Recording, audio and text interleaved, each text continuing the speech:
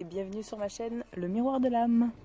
Aujourd'hui, petite vidéo pour parler des crises d'angoisse. Est-ce que vous savez ce que c'est déjà? Bon, je pense que déjà si vous regardez, c'est qu'il y a un petit problème. Donc effectivement, l'angoisse, qu'est-ce que c'est? Bah alors c'est du stress, mais alors puissance 10. Mais alors, même 10 encore, je crois que le mot est faible, vraiment. Et d'ailleurs, je pense que je suis assez bien placée pour vous en parler parce que j'en souffre énormément. Et grâce à la sophrologie, j'arrive à me détendre et du coup à en faire beaucoup moins. Donc dans cette petite vidéo, je vais vous montrer un petit peu toutes mes petites astuces pour pouvoir y remédier.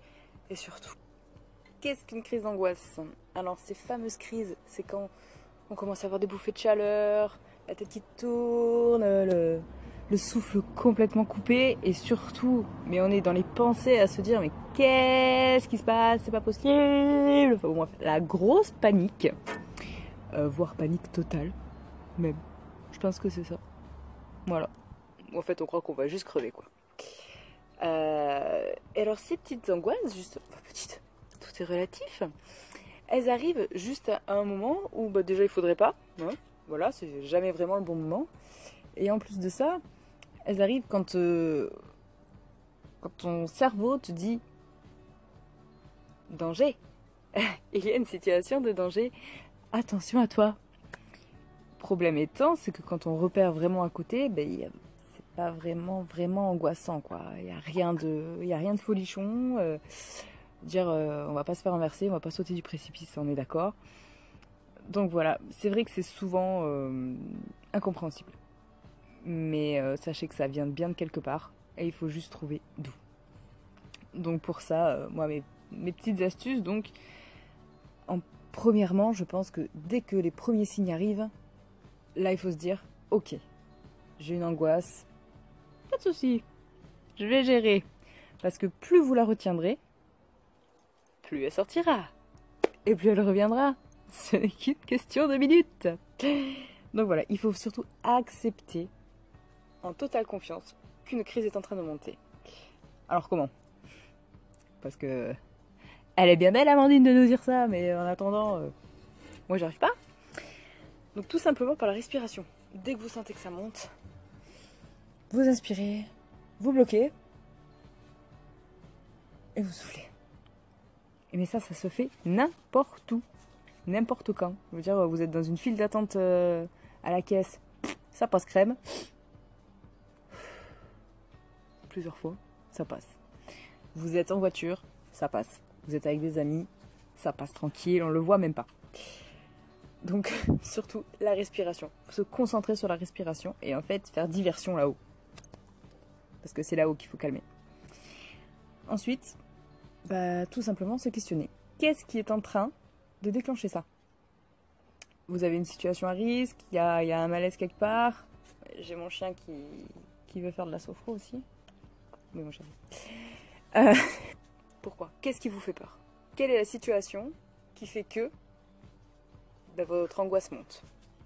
Alors des fois, je dis pas tout le temps, mais des fois c'est une question de surmenage aussi. C'est que vous emballez trop, vous êtes fatigué, vous êtes à fond dans le quotidien, vous avez au taquet de problèmes, et en fait ça fait comme cocotte minute, ça pète. Et ça pète sous forme de crise d'angoisse, parce que sinon, c'est pas marrant. Donc voilà, donc plus vous allez accepter la crise en disant ok, elle arrive, il n'y a pas de souci, tu sais quoi, fais ta vie, je te regarde.